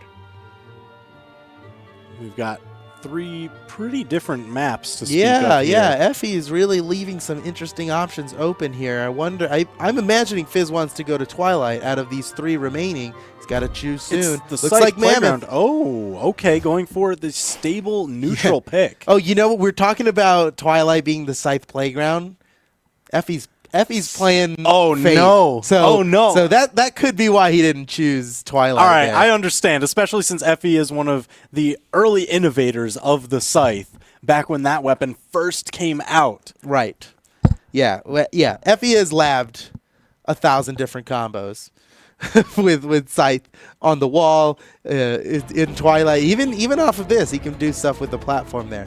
Let's see what they've got. The battle is on. Effie, the second player for the white team, versus Fizz, first player for the pink team, 1 stock remaining from his previous battle. Effie's got to close this one out quick with the orb now. He's really, I'm no surprise that he got rid of the orb with how well he played it last week. Yeah, I mean, he seems to be favoring it. He likes the fluidity of its style. And especially when you're opening this up, he likes just kind of playing that footsies game. He plays a lot of different fighting games and likes to apply those methodologies in Brawlhalla. Yeah, we talk about players having good fundamentals. Well, Effie's got great fundamentals in a lot of different scenarios. So, looking great! Oh my Effie! Gosh! What a finisher! It took him 40 seconds to get that KO. And incredibly efficient. I mean, 138 damage done we see there. You're not in red until you're at 150. Like, that was so early. The orb string just bringing him up to the perfect height, gravity cancel the neutral signature, and knock him off the top. And look at this. Knees is coming out next. Ooh. Another Mordex for the pink team here. Okay. He's got to swap his color back out. His white team versus pink team. We don't have a Mountain Dew team, unfortunately. All right. So, what is Knees going to ban out and leave open for Effie? I know we were mentioned Twilight Grove is the Scythe playground, but you don't want He got rid of Twilight Grove. I mean, it's same as before. Like, you've got to imagine you don't want to pick that Twilight Grove against Effie. Because Effie labbed it for like 50 hours. Yeah. So don't give him that advantage. So now between Small Brawlhaven, Shipwreck, and Blackguard, Effie gets to decide with what Knees has left open for Blackguard him. Definitely the odd man out here because it is the wider stage. It's got that platform way off the side. Small Brawlhaven and Shipwreck are small in their own regards. Small Brawlhaven, all the blast zones, the KO zones are very close to the stage. And then Shipwreck has almost no walls to speak of. Yeah, I think all 3 of these maps are great for Mordex. This is a good decision by Knees. He's got the corners of these maps are all so close to each other. Oh, reset the time. I think Effie just wanted more time to figure it out. So What's he going to pick here? They're all pretty good for Mordex. I don't think, I mean, I would say Blackguard because maybe if he tries to dunk you with a down sig off the left side, you'll hit the platform. Looks like Effie's going with small Brawlhaven. That map served well for them in 2v2 rotations last week. He's at least familiar with it. Well, playing Fate, it's a pretty strong option because we saw her neutral signature off the top. Doesn't take a lot. There's a ton of force on those, and her side signatures as well carry quite far. Ooh, Knees getting those gauntlet strings, a ton of early damage onto Effie.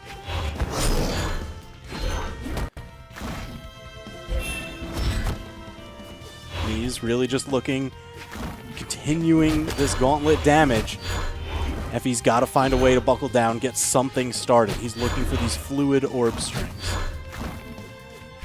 Yeah, once he gets one started, I mean, we've seen him carry people up. That's the thing. I mean, that ladder, you get the side light, down light, jump recovery. Effie spending so many options just underneath that sight ground pound. I can't believe he avoided the ground pound there. The vertical footsies. The vertical footsies. Ooh, okay, but Knees giving him a foot just right off the stage.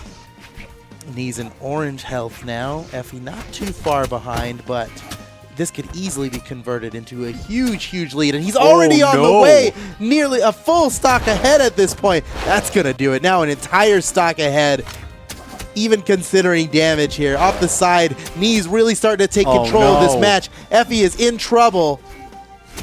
Yeah, I mean, Knees looking so commanding here. Effie hasn't been able to get anything started. Just time and again, he gets caught out. There's the dodge catch. Effie now down to his final stock. Another stock for Knees puts him way in the lead now. He could potentially take out all of Effie without losing a stock, leaving Daiku to fight a 6-stock battle on his own. Oh, geez, that is not what you want to be left doing. Oh, that was close. Got the dodge catch. Knees had the right idea, just a little different on the timing. Effie just desperately looking for a KO here. I mean, he's going to have to answer back with a few of those quick KOs that he answered with last match. He's in danger of being 3-stock, though. This is scary. And Knees is ready for it because any one of those signature attacks will do it. An uppercut nearly kills Effie. He's still alive. Just barely. All right. I have never seen an orb neutral like kill somebody. Well, that's one. There it is. That's one. That's one. Still behind. He avoided the 3-stock, but oh man, this is still huge. Another one for Knees. Up 2 stocks in this fight now.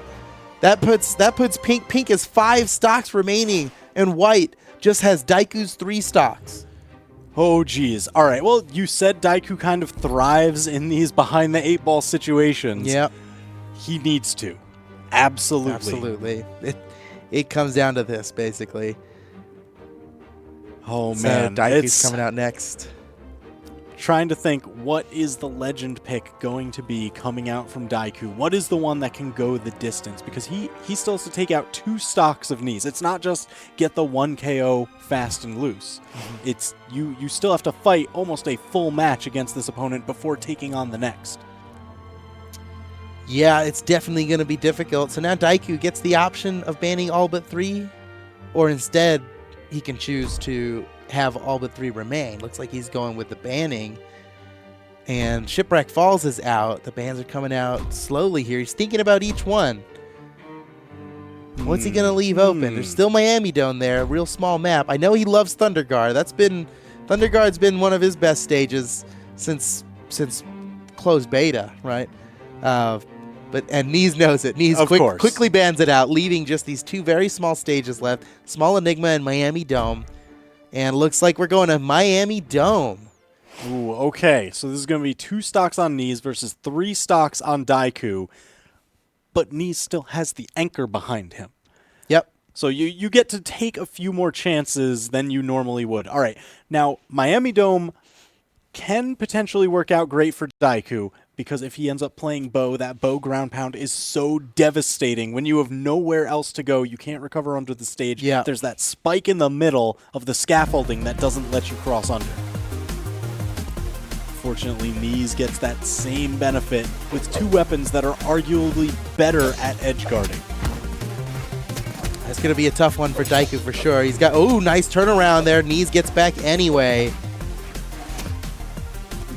Knees has been so good at catching upward dodges with that scythe recovery. We saw it last match, and again, he opens with it here.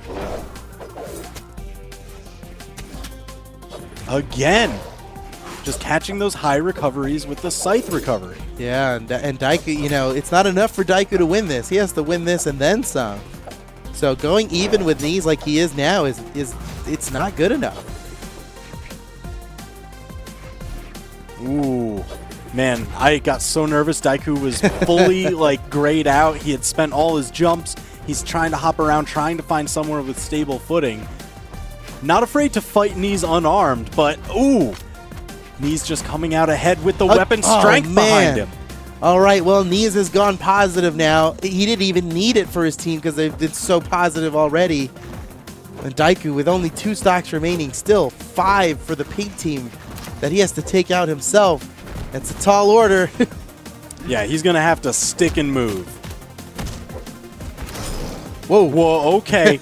All right, dangerous situation there. Don't worry about that. Oh, but caught Knees. again. So much damage from Knees. Daiku still hasn't found this first KO. In for a penny, in for a pound. Another one from Knees. A beautiful dodge read and another KO. Knees is just 1 stock away from winning this for the pink team. We might not even see 2D of the pink team fight because his teammates did so well on their own. Yeah, this is a dominating performance. Absolutely crazy.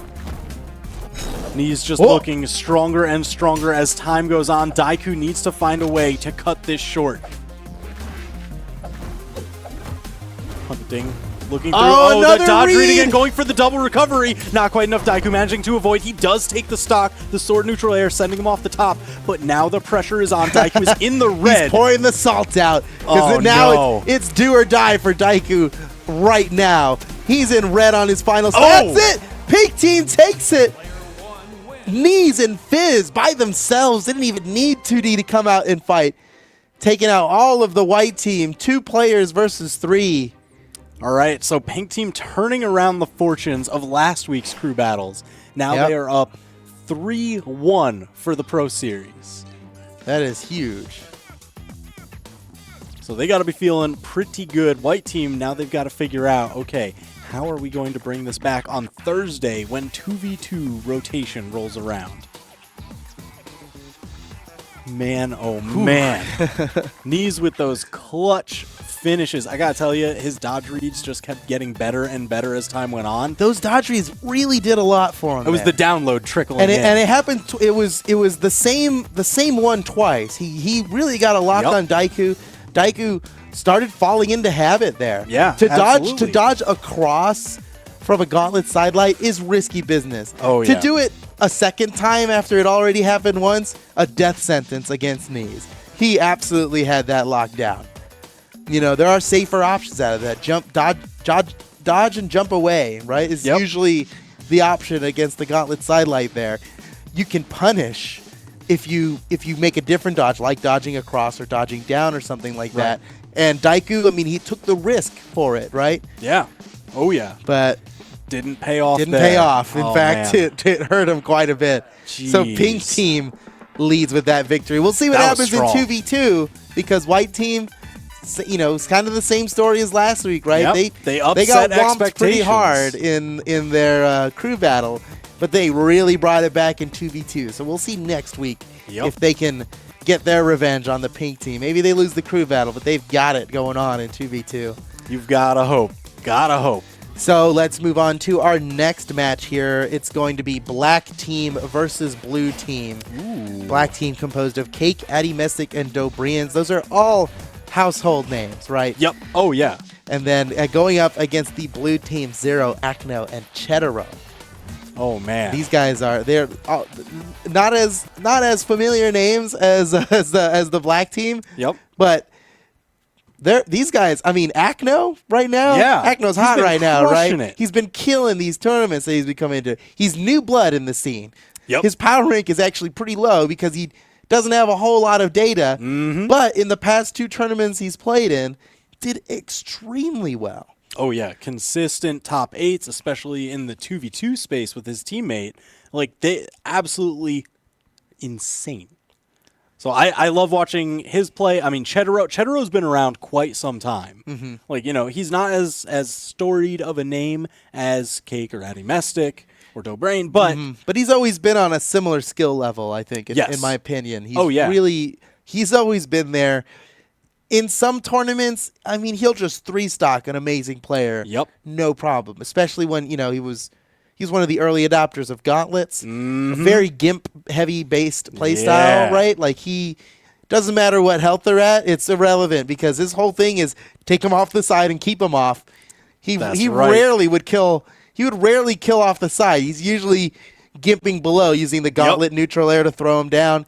Well-placed ground pounds to finish him down off. airs. So the we'll whole kit and we'll caboodle. see if he plays. I mean, last week he didn't even play a gauntlet character in the crew battle. Yeah. And they ended up winning that one, but by a hair. It was extremely, extremely close.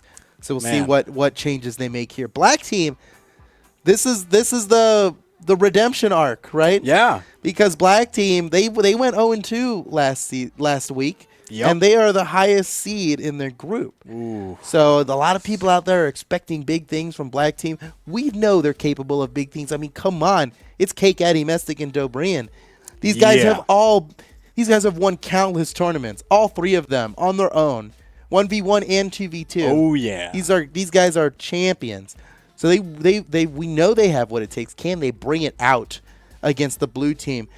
Defeat this losing streak that they've got and go on to bigger and better things here. Let's see what they've got. We're talking about the Black team. Yep. We've got some highlights from them in their past See 2v2 exactly what battle. sort of plays they've got for us. Let's take a look at some of the highlights from last week's 2v2 battle with the Black team.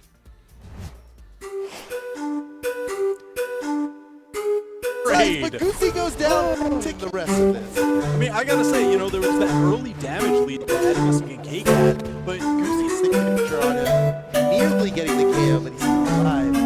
Whoa! Real with the crowd in this game. Off the side now, they might be able to finish off Evermini. Yes, so Brand gets him. As for him to handle. Again, still no weapon on the field there for him. the follow! Wide, but Addy Mestic rotating to cut in. Team combos. Let's go. Smart time to stay away for him for Mini, but he's going to have to show up here soon with a finishing blow. And All right, so great synergy, great plays. Nothing short of what we would expect to see from players of that caliber. Yeah. And I'm curious always as to, what are the thought processes behind players as they're heading into these matches? I mean, it's the Pro Series. We've got all the best players collected together. How do they feel going into these matches? It's a new format, right? A team has never had to make decisions like these. Yeah. There's never been teams of 3 in competitive Brawlhalla, and now with this new format, there's a lot of decision making that goes into it that we really can't be privy to unless we talk to one of them. Yeah. And we actually had the chance to get some words from the blue team member Zero. And I'm really curious to see what he has for us. Yeah, what's he thinking? Let's take a look.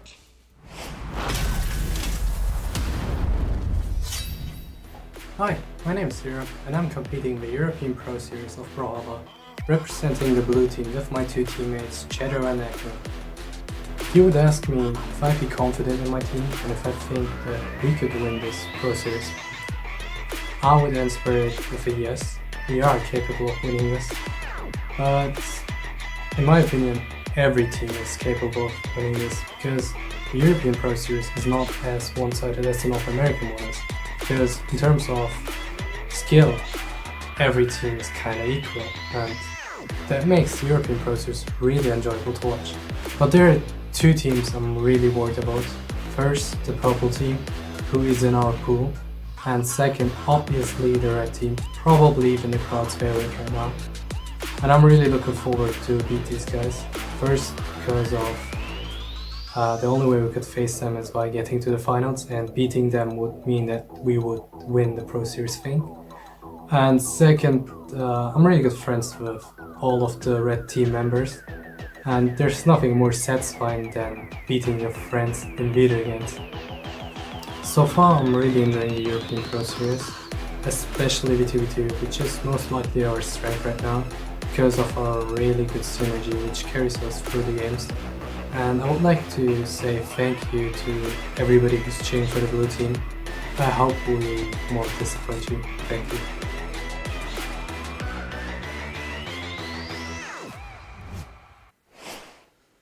All right. It's nice to hear from Zero. Yeah. Seems like a great guy. We don't get a chance to see him often enough at these events.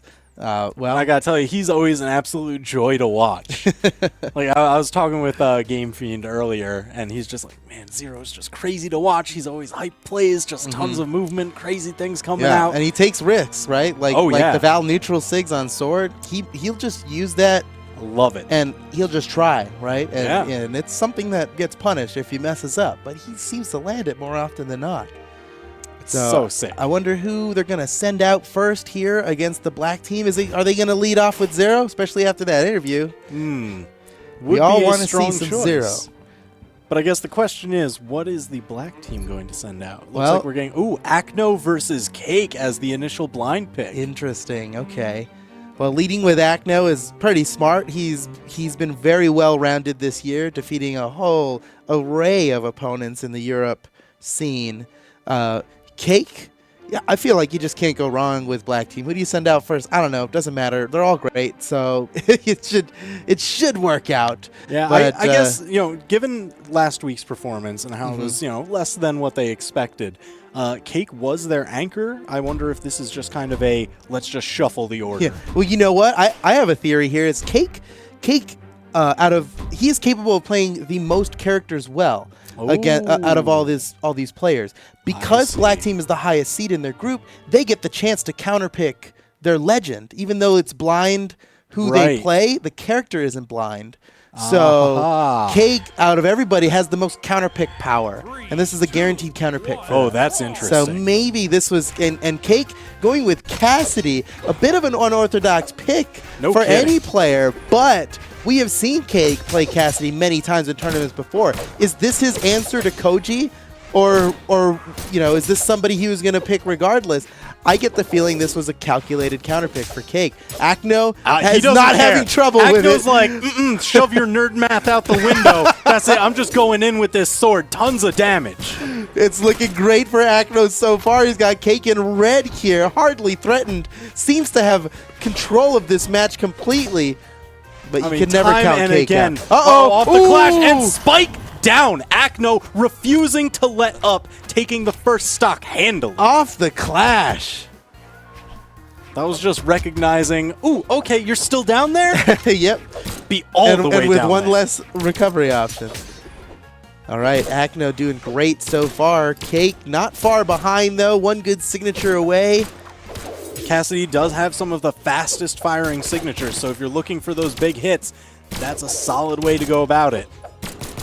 This could be it. Off the side, not enough to take out Acno. On the way back, Cake edge guarding the corner here. He's not going over the edge with blasters. But the blasters are going over the edge and followed them. Absolutely cool. He conditioned Acno to think he's not coming over the edge, and as soon as he did, he got the KO. Nice play by Cake. All right, so he's managed to erase most of the damage lead that Acno built. But again, look at Acno just continuously going in, even unarmed. He doesn't care. Damage pretty even across the board here. Whoa, what an answer. That was crazy. And off the top platform. Man, Acno has made phenomenal use of these platforms, not only in just continuing aggression, but for placing those strong hits to get the early KOs. Oh, man, Acno's looking good right now. Once again in the lead against Cake, making Cake the one who has to make comebacks here. Not easy. Yeah, putting the pressure onto your opponent. Ooh. Perfect dodge by Cake, getting back to the stage. Charging it up. Cake not able to punish Acno off that charged signature. Without a weapon, he really didn't have good range to do it. Yeah. But Acno, man, maybe he's afraid.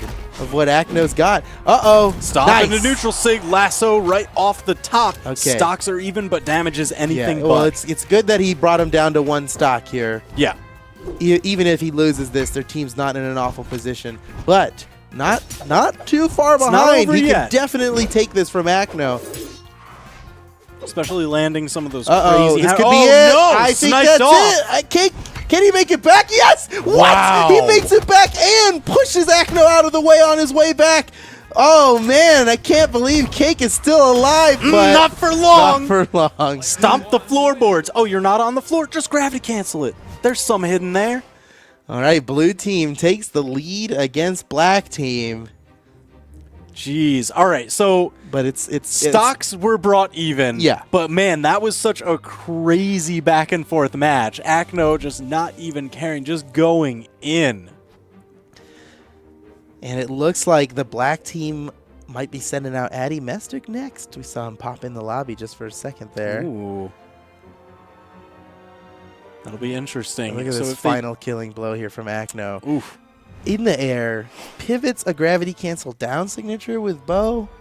Had enough damage built off because, I mean, that was diagonal. Yeah. That was going towards the farthest KO location, that top corner. He was just very, very damaged. And he used that very short gravity cancel. It's a wise way to use that particular signature because he's still low enough to the ground where it will hit grounded. Yep. Right? There's no crouch in this game. When they're on the ground, that's as low as they're going to be. Catching their head. So he's catching the hitbox still. It works out just the same. But because Cake was in the middle of recovering, could have gone high. So he's just gaining that little bit of height there. It really worked out for Akno. Addy Messick's going to be coming out next for the black team. Look at that. And he is locked in with Ranked Val. 40 top 8s to his name. $40,000 in earnings. Let me say that again. This man, Addy Messick, has made $40,000 playing Brawlhalla. That's what happens when you're just crushing it. Yeah, because we talk about his tournament history and successes.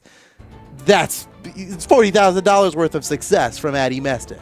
And I like this. He's playing on his signature Val. This is what we expect to see from him. We've seen it a ton. His gauntlet play is second to none. He is an absolute monster, but can he find the way in past Akno's bow? And Akno, all the storied, the history of Addy Messick and his victories, Akno wasn't really there for it. Akno's very young blood in the scene. He is really just entering the scene here, early 2019. And Addy Messick, he doesn't have a lot of matchup experience against Akno as a player. He's fought plenty of Kojis, though. So. But again, I mean, Akno is just constantly cutting in, unafraid to fight Addy Messick, even unarmed. Just all this damage. Ooh, Akno's so close to going positive here. Addy Messick has got to stop it. Nice gravity cancel downlight. Followed up into a recovery. Whoa, that's it! No. Akno has gone positive against the black team, taking 4 stocks from them before losing his 3. Well, he's still alive. Might be able to do more with this. Addy Messick looking like he's going to clean things up. Oh. All right, he touched the wall every time. What? Okay. Finally finding the way through those weapon What? tosses. It's still not enough for the KO. I can't believe Akno's still alive. Still alive to pour on more damage. Will it end up amounting to anything? Let's find out. This could be enough. Still, Akno alive, and Addy Messick without a weapon, falling through the platform, landing the side air he needed to finish off Akno. But he did lose 1 stock of his own, so he'll be starting the next match at a 1 stock disadvantage against whoever blue team sends out next. Looks like it's going to be Chetero. Take a look at these highlights here.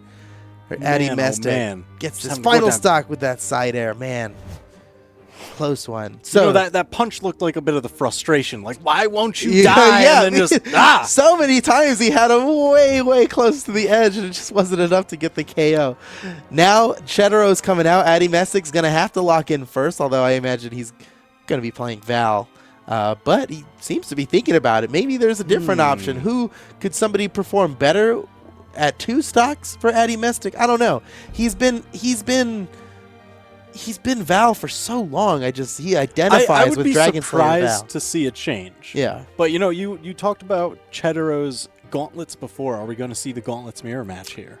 Oh, good point. Well, yeah, he played Hattori in the last one, which is a bit of surprise to me. Once again, playing Hattori.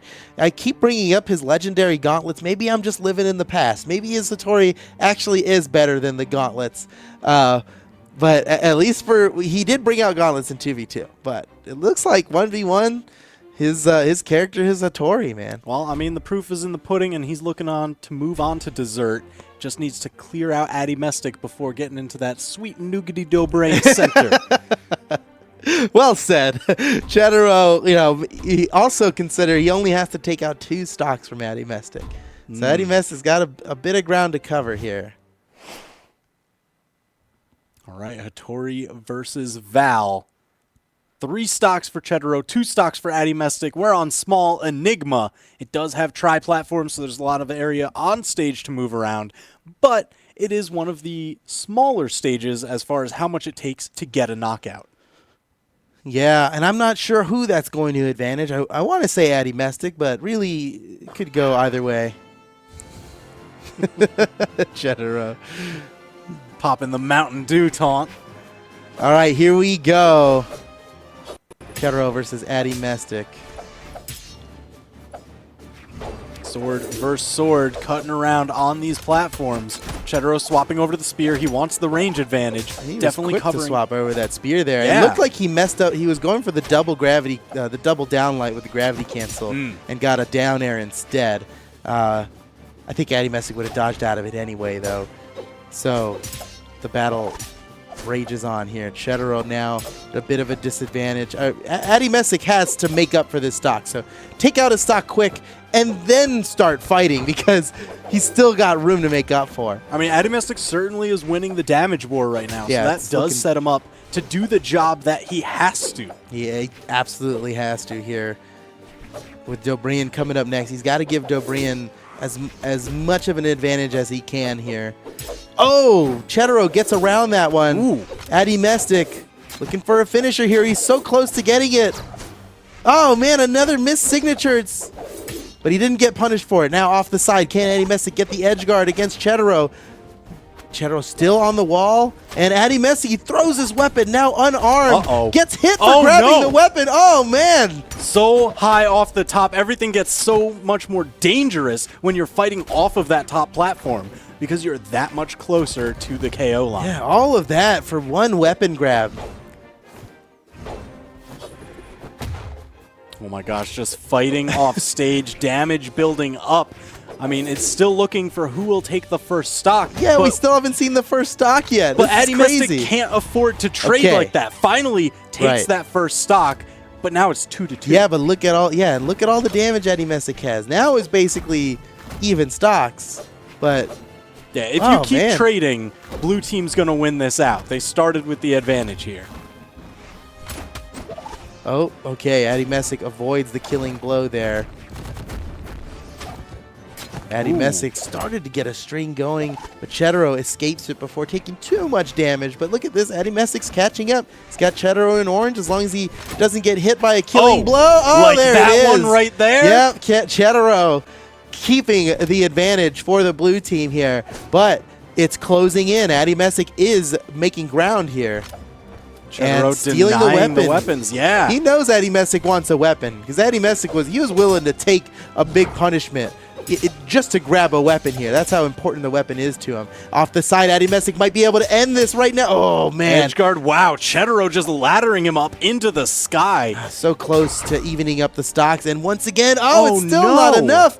Chetaro has dodged away now without a dodge. Addy Mestic. The turnaround. Nice. He lands that down air. He saw that Chetaro use his dodge there, and just before the dodge came back up, managed to get the killing blow. So now, having taken 2 stocks off of Chetaro, he's set Dobrain up as well as can be asked for. But you know he's hunting for that KO. He wants to push the advantage, stop the momentum, and swing it in the direction of the black team. And look at this. Now he's evened up the damage, and it's anybody's game here. Chetaro really just looking to cover so much of that center area with the spear neutral airs, neutral lights, recoveries. Where are you going to land? Oh, man. Chetaro has won the past few neutrals. Addy Mestic answering back. Pretty soon we're going to be hunting for those big signature hits. Yeah, he's deep in the red. Addy Messick is in danger right now. It's still very close. Ooh. But Addy Messick is a signature away from death at this point. Now with the gauntlets, initiates with a weapon throw, gets the pivot, neutral light, damage coming out. Addy Messick looking for the finisher here, but Ketero might be able to finish him off sooner than that. Oh man, it's so close. It's totally anybody's game at this point. Comes down to the next couple hits here. Now Addy Messick is hunting for those signatures. Are we going to see the patented? Oh no! Ketero denying it all immediately. Just the unarmed uppercut in place. He just punched him. He stood in place and punched him. That somehow got the victory for blue team here. Addy Messick goes down, but he did his job, right? He took 3 stocks, but Ketero, now he gets to heal up all that damage. He had him in the red there, so close to getting the finisher. Black team now has to play a little bit of catch up here. Dobrian, he's got to take out 4 stocks. It's 3 stocks to 4. We know Dobrian can do this. He's locking in with Wu Shang using that Rano skin. Shout out to Rivals of Aether, that crossover event we did with them. Ketero sticking with Hattori. He had the option to switch, but Hattori is the one. I mean, it worked out there. You trade your 2 stocks for Addy Messick's 2 stocks. Your team was already ahead, so you're still ahead in the end. He's done good work for the blue team so far. Plus, they've got Zero as anchor waiting to come up next here and fight Zero Dobrian. with the crazy plays, but Dobrian's got to hold on. He's got to be able to take out this stock from Ketero.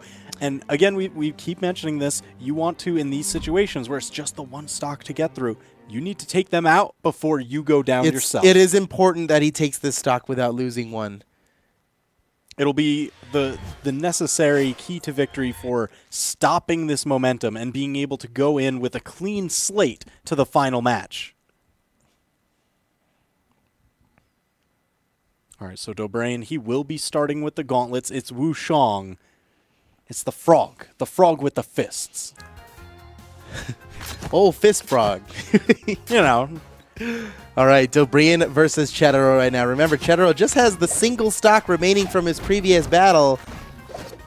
Ooh. He's got Zero waiting in the wings after Ketero goes down. If Ketero goes down. I'm glad we're here on Twilight Grove because I know Dobrian absolutely has some of the craziest plays off of the island. Yeah, that's a good point. Dobrian loves this stage. Like, not even just bouncing you off the island, but using it to cover out different dodge directions. Because, I mean, all of your side dodge, up, down diagonals, like, it's all bringing you to the same place, and he can cover those with a signature. All right, well, damage even so far. Dobrian now with the spear against Ketero's spear. And a nice neutral air. Ooh, continuing the damage here. Oh, no! Ooh, that was so close. Dobrian lucky he didn't get killed by Ketero's signature there. Now Ketero without a weapon. There's one on the field. Dobrian slaps him away from it. And Ketero, he's waiting for a weapon. He's not willing to fight Dobrian unarmed right now. And Dobrian is just going to let him come in, and there's one skipping off the island. Floor just barely. There's another weapon on the field. Dobrian, he's not starving him, instead guarding the different weapons. He just needs to, man! No, he lost the stock. How unfortunate. His favorite stage has caused him a problem here, right? Because the betrayal. It is the betrayal because he got the downlight, and side air is a true combo off of downlight, but he couldn't land the side air because there was a wall in the way. And Dobrian closes out the stock, but now he is at a 1 stock disadvantage going against blue team's last member, Zero.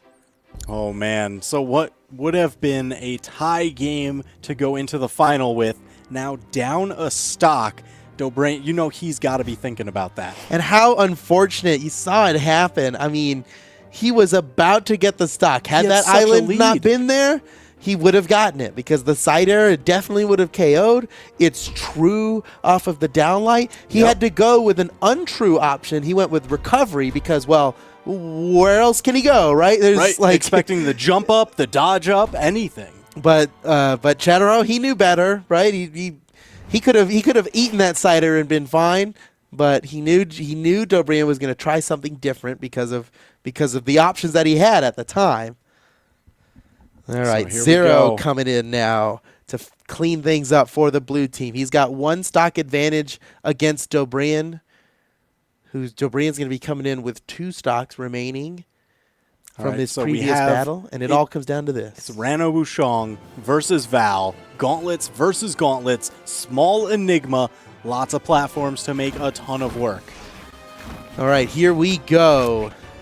Both players started with gauntlets, and both players get rid of them immediately. What's up with that?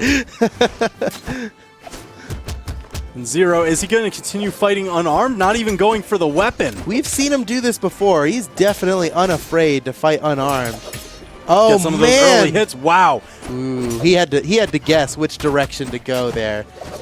That's why, luckily, Dobrian came out on top. A lot of people talk about, small Enigma having closer blasts on the KO lines on the side, but I always get so nervous with that top platform. So many of the vertical KO options just happen so much earlier. Yeah. At orange, maybe even some of them, if you can ladder high enough, yellow. And the ceiling is closer to that top platform on this map than just about any other tri-platform map.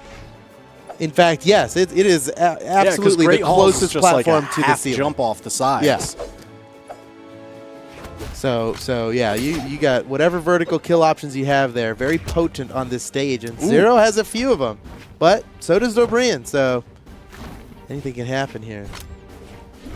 Now we've got back to the Gauntlets versus Gauntlets, but Zero winning out the exchange. Grab to cancel side light, a popular option, but he just lands it raw there.